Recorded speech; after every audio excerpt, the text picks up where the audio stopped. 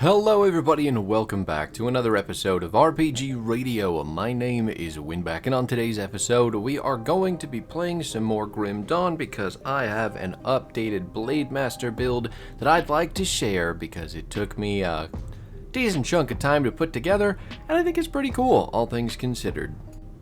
As always, if you are following along with this build, you can check out the Grim Tools link down in the description below. That'll give you all the details on where the build is at currently and all of the gear along with the points that go into places. So if you are building this up from level 1, you have everything that you need.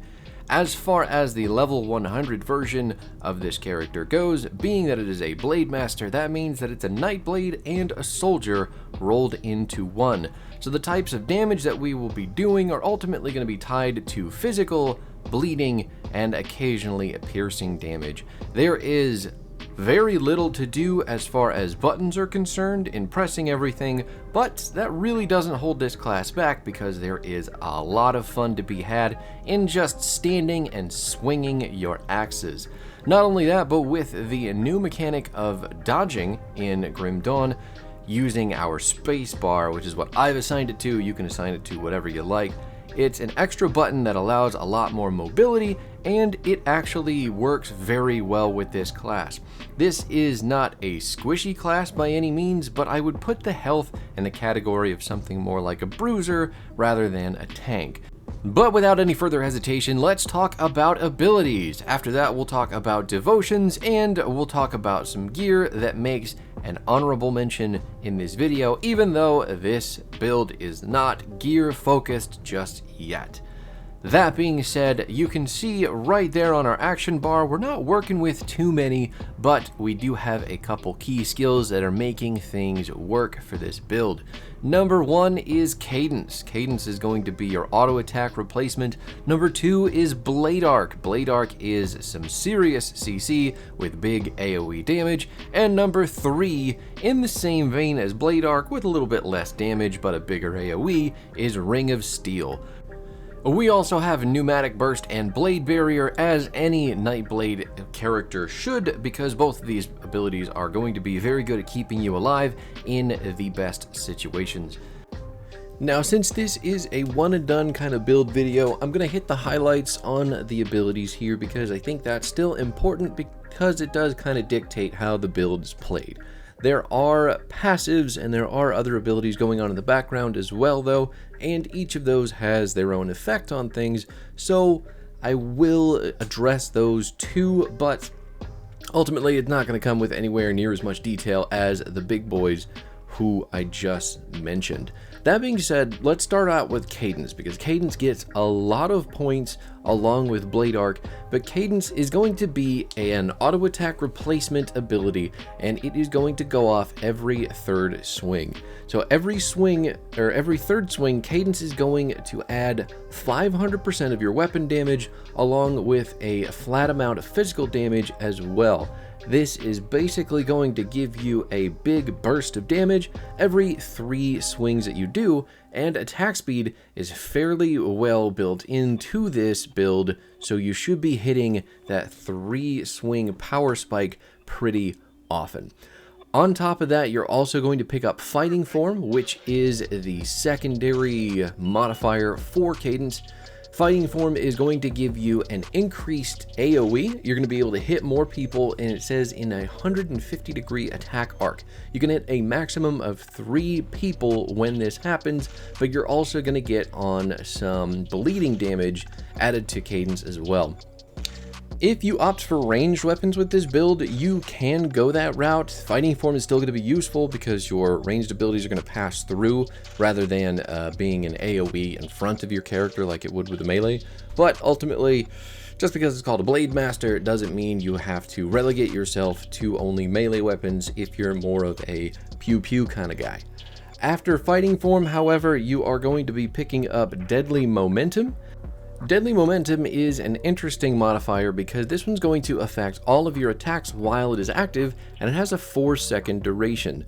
basically what's going to happen is you're going to use cadence, and then once that cadence goes off, you're going to get 4 seconds of an increase in flat physical and internal trauma damage, while also buffing your physical, pierce, internal trauma, and bleeding damage. That is incredibly useful because that is basically all the damage types that we're going to be using in this build, and that is near constant uptime on those buffs for all of your damage, which is crazy good. Being able to funnel that sort of damage type into a build like this is nothing but positive.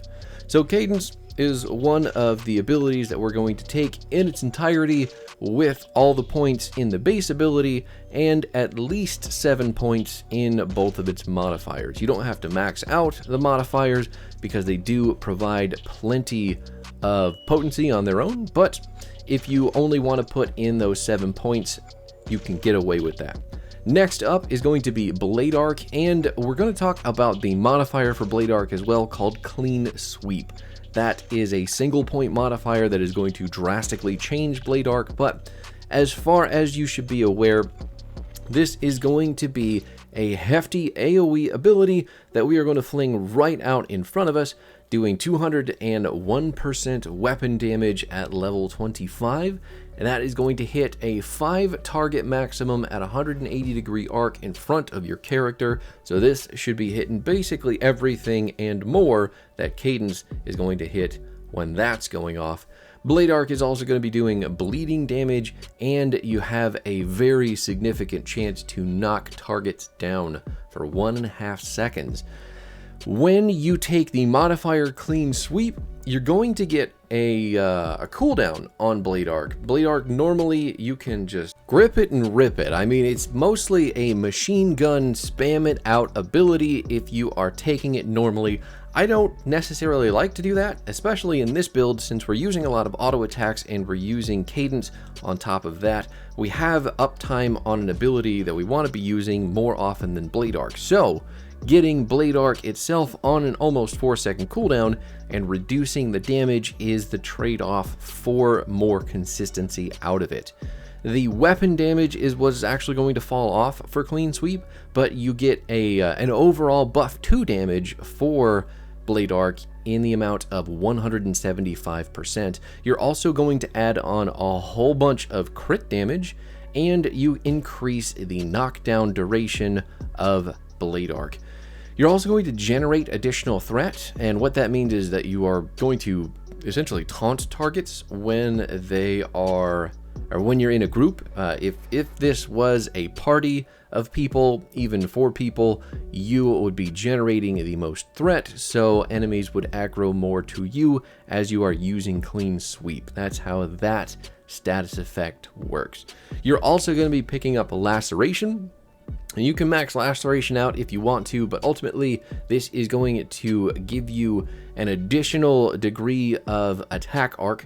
You're going to be able to hit 7 targets in total, add on some physical and internal trauma damage, and an additional amount of crit damage while buffing your bleeding as well. So basically, you're taking Laceration mainly for that increase in physical damage and that crit damage. The 7 target maximum is very helpful too when it comes to clearing out AoE, but really we want Blade Arc to just be doing maximum damage as often as possible. After we get done with Blade Arc, however, we are going to move on to our Nightblade tree, because that has got our third big activatable damage button, and that is Ring of Steel. I can't imagine a build, well, I can. There are a few, but there are a lot of Nightblade builds that I end up going with, and Ring of Steel is just that ability that I have to take with a Nightblade build. And it's not necessarily because it's the most flashy or complex ability in the game, but it's just so consistent in what it is always going to do. This, again, is going to deal a massive amount of weapon damage, just like Cadence and Blade Arc are going to do. It's going to do 220% at level only 12. On top of that, you're doing piercing damage with Ring of Steel, and it is going to stun targets for 1.5 seconds. It is a very respectable range around your character in which Ring of Steel is going to hit, and we're only going to make it better by increasing its crit damage and its piercing damage and adding some bleeding damage onto it with Circle of Slaughter. On top of that, combined with the stun that you get from the base ability, Circle of Slaughter is also going to add a 33% chance to fumble your target's attacks for 5 seconds. If you don't know what fumble is, it's basically a silence. Your enemies will not be able to use specific abilities for 5 seconds. Considering it's a 33% chance, and this is an AoE ability, we can pretty much guarantee that at least a couple of the people that we hit aren't going to be using any expertly damaging abilities on us anytime soon. That being said, though, the remaining abilities for this build are defensive in nature. So our damage buttons are out. As far as those are concerned, they're very easy. They don't require a lot of brain power, which is nice because this build is really just kind of a turn your brain off and have fun, at least in the early levels of the game. In Ultimate, the way that we're playing right now, we're actually being able to use a lot of the new dodge mechanic that's come along with the most recent patch for Grim Dawn, and it's really nice, actually, being able to play a melee character who maybe doesn't exactly deal with a whole lot of damage all at once very well, but with this dodge mechanic incorporated and the amount of damage and CC that we can do just kind of easily with this build, it does provide this new level of engagement when it comes to Grim Dawn. It is actually fascinating how well it works. There's been a couple of YouTube videos for this game. I've seen some newer players hop on before the dodge change took effect, and they were doing what I imagine a lot of new players were doing, especially if those players are coming from Diablo 4, with your spacebar dodge, pausing the game anytime that you freak out and you hit the button that maybe should dodge you. Now you can do that. Now that is a thing, and at least in terms of this build, dodging feels very proactive, repositioning feels very good, being able to be this sort of melee bruiser who can get in, move around, and continue to just interrupt everything that a lot of these enemies can do is really fun. It is just a really enjoyable way to play a melee character. But with that tangent aside, let's talk about Pneumatic Burst. I've mentioned this ability in so many videos with any Nightblade relevance in the past. So the way that it works is you're going to push the Pneumatic Burst button. It has a very short cooldown in comparison to its duration, but when you press that button, you're going to get a percentage of your health restored, and then you're going to get offensive ability, health regen, and total speed, which is crazy because we've got some gear that is going to maximize the effectiveness of Pneumatic Burst into basically a passive. But that being said, in the early levels of this build, you'll be able to use Pneumatic Burst to survive tons of damage, tons of situations where you might end up dead rather than healing back 30 to 40% of your health. It is such a good ability, and considering how many classes actually have a heal button in this game, if yours comes with one, you better believe it is worth it to take it. After that, though, we're going to pick up the modifier because we are a melee dual-wielding character. If you are a ranged dual-wielding character, do not take this modifier because it will not work. You have to have a melee weapon to make it happen. But if you haven't picked up dual blades in order to do that, you can get away with just using the Breath of Belgothian, the modifier, to swing 2 weapons at a time. It is actually really nice that it is only a 1-point requirement to do that. We do end up taking dual blades in this build for some of the passive stats that we're going to get from it, but if you want to skip that, it is very possible to take the points that you have put in those abilities and spread them out into other abilities that maybe you're more interested in. Anyway, when you take the Breath of Balgothian, which is the 1-point modifier, you get a 3-second reduction in the cooldown of Pneumatic Burst, and the health regen that you get is going to go up by 40%. That cooldown reduction is the big part, especially earlier on when you are needing that heal button much more often. Speaking of the defensive parts of this ability, the Shadow Dance, your first and only modifier that we're going to take beyond that last one, is going to help immensely in keeping you alive as a melee character. You get 160 flat defensive ability anytime that you hit your Pneumatic Burst button and for the entire duration of it. That is at level 12, which is maxed out. Shadow Dance and Pneumatic Burst should both be maxed out, and if you want to overmax them, you certainly can. But not only the 160 defensive ability, you're also going to get a 22% chance to avoid melee attacks, along with a 22% chance to avoid projectiles. Deflect and dodge are very, very good stats when it comes to ultimate, because some attacks in that stage of the game can kill you outright. So if you can just dodge or deflect one of them, that just saved your life. It is a passive stat that is well worth investing in, and the fact that the Nightblade gets it baseline essentially is fantastic. You're also going to reduce your entrapment duration, but CC, you know, I honestly haven't felt it being too big an issue, if we're being honest.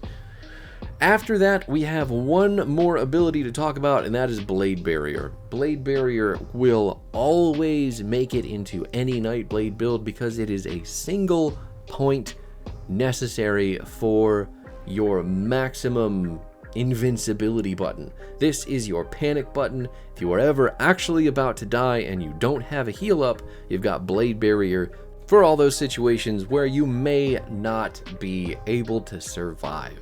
That being said, again, Blade Barrier isn't it's not an ability that you need to invest a ton of points in.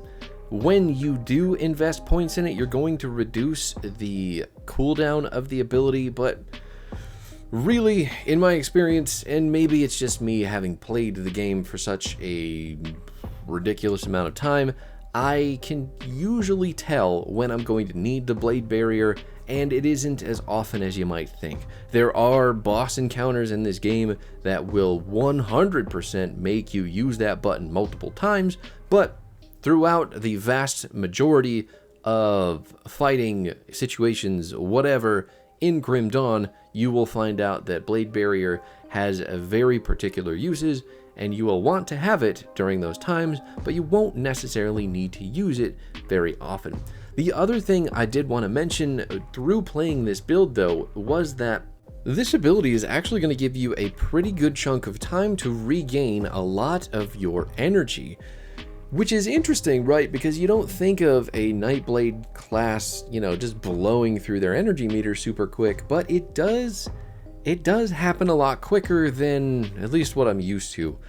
If you're the type of person that likes to just throw on a whole bunch of ectoplasm in your rings and your amulets, maybe you don't need to worry about this, but I did end up taking a few components in those pieces of gear that made that a little bit more interesting. But regardless, the energy rate of spending in this build is pretty heavy compared to other builds that I've gone for with the Nightblade class. But the good news about that is that Blade Barrier, given that it is a 3-second duration of complete invincibility, if you are probably like 25% of your energy bar, you can just pop Blade Barrier, and coupled with all of the other energy absorbing that we do in this class, some energy regen that we've got coming from our devotions and components, we can get that energy bar up pretty quick.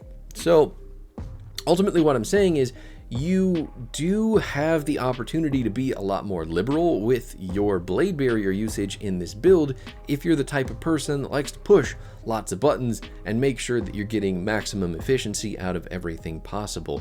It was really interesting to kind of stumble upon that method of play. I'm just not used to having Blade Barrier do anything but, you know, be a panic button, but it does feel really good just watching the energy bar shoot right back up while the enemies have zero way to prevent that. Big number mean big damage. There you go. Now we're going to lightning round through these passives for both classes because I think ultimately the passives in the ability trees are going to be good, but they don't necessarily require a deep dive of their own. So for your soldier class, make sure that you're picking up Oleron's Rage. You're going to want to get Counter Strike. You'll need Scars of Battle. You'll pick up Field Command and Squad Tactics along with it. This one is for a lot of offensive ability and attack speed, and it couples really well with Oleron's Rage in giving you more offensive ability for more critting as well. Oleron's Rage giving you movement speed isn't a bad thing either. Beyond Squad Tactics and Field Command, though, you're also going to be picking up Fighting Spirit, not to be confused with Fighting Form, which is the ability in your Cadence string of masteries. Don't get the two confused, because sometimes you'll pick up gear when you want points for the other. You're looking at points for the one that you don't need. So, kind of weird how they're so close, but it's still good. Fighting Spirit is going to give you, again, a big chunk of offensive ability, and you want to have that to crit often. You're also going to get Military Conditioning for increased physique and health. You don't necessarily need to take this one. If you want to use those points for something else, some other passive, feel free to do so. I just like having more health when it comes to playing a melee character. On the Nightblade side of things, we have got dual blades and 1 point into Belgothian's shears, ultimately because having physical resistance is very important, but you're going to get that from dual blades. Belgothian's shears is just preference, since we're doing a lot of auto attacking anyway. I like being able to intermittently stun things that we hit. Your remaining two passives on the Nightblade tree, though, are going to be Phantasmal Armor and Anatomy of Murder. These two do very different things. So, as far as Anatomy of Murder goes, it's only going to be increasing our bleeding damage, and that really isn't the reason that you want this. Anatomy of Murder is going to give you a percentage increase to Cunning, and Cunning is the base stats on classes that increases piercing damage and ultimately increases your offensive ability. More offensive ability is more important for this or any class that needs to be doing critting to deal damage. The amount of which Cunning that we get, at least percentage-wise, at 13 out of 12 points, we get 26%. So if you have 1,000 Cunning, if you take all those points into Anatomy of Murder, you are now sitting at 1260 Cunning, which is a big spike in the damage that you're going to be able to do. On the opposite end of things, Phantasmal Armor, I was mentioning Blade Barrier getting a lot of energy back, and this is the component that is going to help that happen even faster. Phantasmal Armor is going to give you energy absorbed from enemy spells. It's going to give you pierce resistance and armor on top of that, but you also get a chance to leech energy from the people that are attacking you too, which is super nice. Basically, what you're going to do is when you hit that Blade Barrier, you're just going to get hit a lot.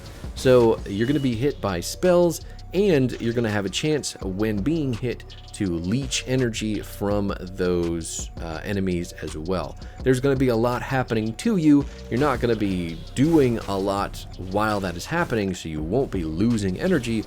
You're just gaining energy from being an invincible punching bag, and it is really cool how well it works. With that lightning round out of the way, though, let's move on to lightning round number 2. It's our devotions. Our devotions are going to end in Oleron, which is the outer constellation we'll be building towards, and there are a couple along the way, increasing some different stats to make this build into what it is. As far as Oleron goes, though, you'll need 20 of the Ascendant points, and you will need 7 of your order points. So that is purple and yellow for those of you who don't know the names. But Oleron is going to give you base increases to physique, cunning, and health. You're going to get a lot of increases to physical and bleeding damage, which are very important as well. There is bleeding resistance in this constellation, along with some flat armor and offensive ability. You're going to be getting flat increases to internal trauma and physical damage, as well as maximum pierce resist increase. You're getting physical resistances and more health from this too, and getting closer to that 40% physical resistance cap is always important. So Oleron is doing you 10% of the favor. And then Blind Fury is what you are going to end it all on with this devotion. This is a 100% chance to activate on a crit, and we're fixing it to Blade Arc because we want it to go off in an AoE. Essentially, it is a big AoE of physical internal trauma, bleeding damage, and some of your weapon damage as well, with a 30% slow on enemies that get hit by the attack for 5 seconds. It is a big old chunk of damage, and it looks a lot like a Ring of Steel. But it's very easy to proc, it is a very big AoE, and it is very, very cool. Especially when you compare it to the regular Ring of Steel, you're just like, oh man, that one's red, but the other one's blue? If you put them together, they make purple. Anyway, Ulzad is the next devotion closer down the line, but this one you'll only need 8 Ascendant, and you're only going to need 6 in the Primordial slot, which is blue. Basically, Ulzad is going to give you some poison acid resistance with some defensive ability. You get some chaos res and aether res from this guy as well, which is really important for the later difficulties because those are going to drop down second. Once you get into ultimate, those will take a bigger hit. I don't know, because in elite you do not lose those resistances. You only lose your elemental and your basically your top row. Whew. But the activatable, the ability that comes with Ulzad's Decree is a 20% chance on attack, and it is going to give you a 10-second duration of increased physical damage, increased pierce, increased internal trauma damage, a whole bunch of physical damage retaliation, and a big chunked armor. Really couples very well with what we are trying to do in our melee type build. We're also going to be picking up Falcon. Falcon is an early devotion that we only need 1 point in the Ascendant tree to pick up, and a 15% chance on attack, which we have attributed to Ring of Steel, to basically fire off these golden hawks that are, or falcons, sorry, golden falcons. There's 3 of them. You shoot out, they deal physical, bleeding, and weapon damage, and they pass through all the enemies that they hit. They're actually really, really cool, and I love this devotion. I just don't get to use it enough because of the types of damage that it does. I don't often find myself doing a lot of physical and bleeding type builds, but I like it a lot. We're also going to pick up Assassin's Mark, which is on the Assassin's Blade. Assassin's Mark is another 100% chance on crit, and we've assigned that to Belgothian's Shears. But basically, when the mark is applied, it is going to do a reduction of physical and pierce resistance of about 30%, and that lasts almost 20 seconds, which is crazy, because if there is a big boss then we're going after and just auto-attacking forever, we're going to reduce a lot of the resistance that they have to our damage types by a significant amount. It is nuts. We are also going to be picking up Bull, which is pretty easy. The one nuance to this is that Bull Rush, the activatable ability, is going to be assigned to your movement ability, and we're not taking Blitz. So you're actually going to affix this to whichever glyph you decide to attach to your medal for your movement ability. At that point, you'll have it should be about a 25% chance on attack, and it's an AoE ability, so it'll go off pretty consistently. Bull Rush is ultimately it's weapon damage, physical damage, and internal trauma damage, and a big red circle around you. It's pretty easy to make use of, if we're being honest. You're also going to want to pick up Berserker for this build. Berserker requires that you use an axe, and this class actually uses 2. So when you get this devotion done, you're going to be getting crit damage, offensive ability, increased physical and bleeding damage, more offensive ability and health. You're going to increase your healing effects by 15%, so that is a big buff to Pneumatic Burst. It's giving you another 4% physical resistance, another basically 10% of your cap right off the bat just for picking up a devotion. You get piercing resistance from it and reduced stun duration as well.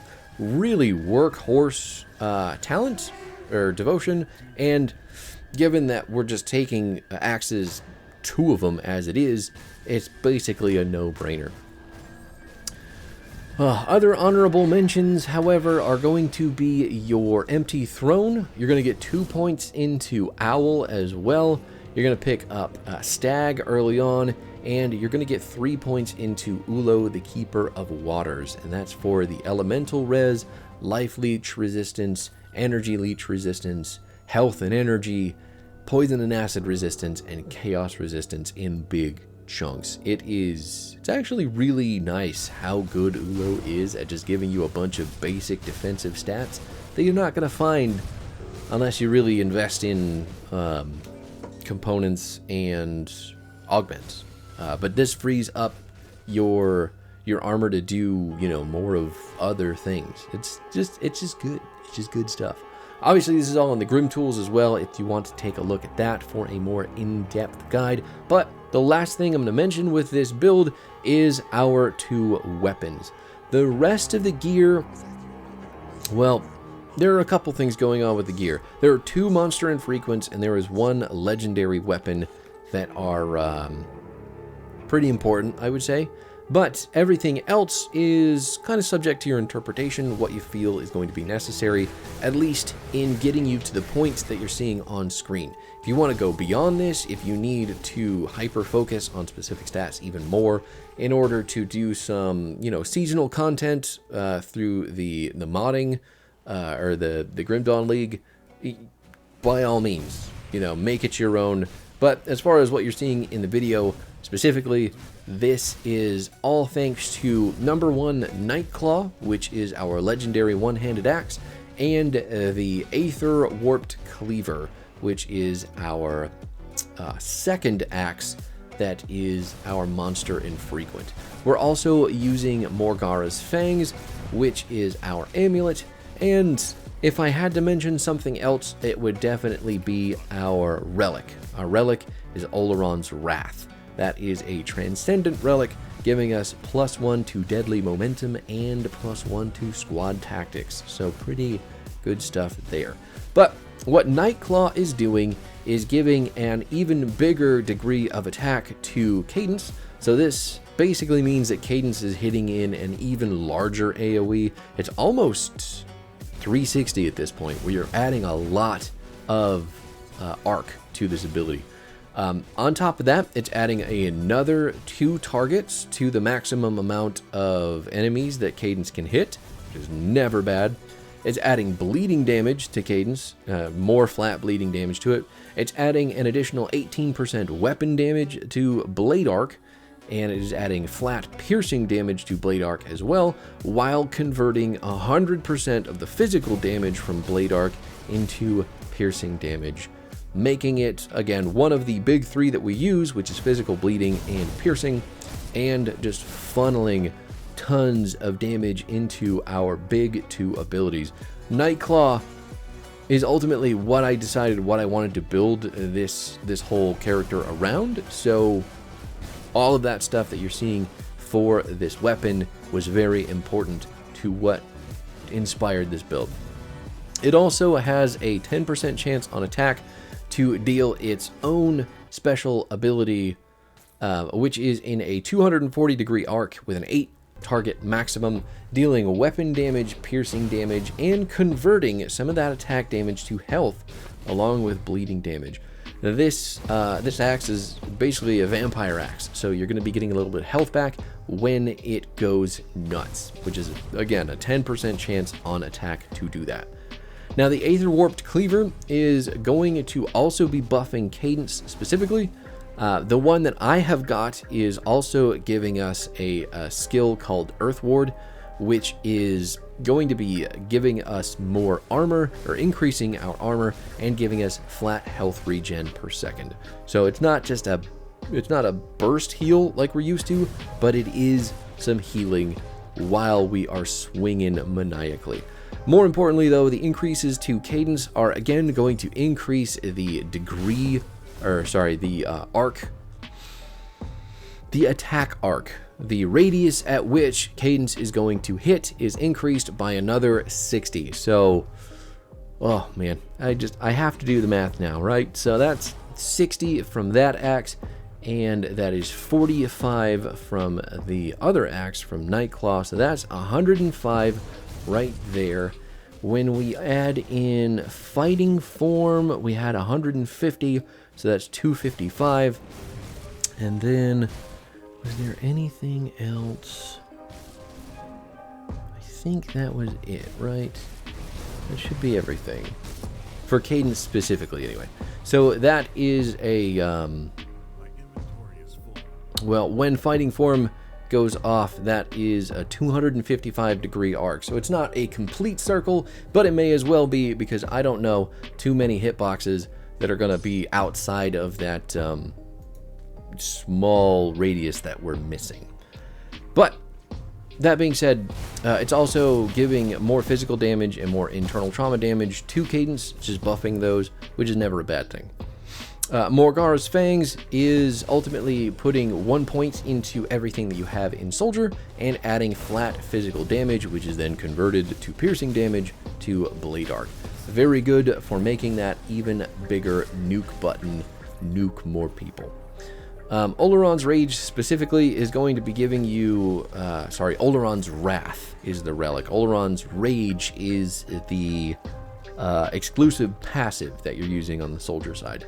So Wrath gives you more flat physical damage, buffs that physical damage, buffs your bleeding damage, increases your offensive ability, gives you +1 to everything in Soldier, and on a 10% chance with your attacks, you are going to have a 3-meter target area to deal some weapon damage, deal a whole bunch of physical and bleeding damage on top of that.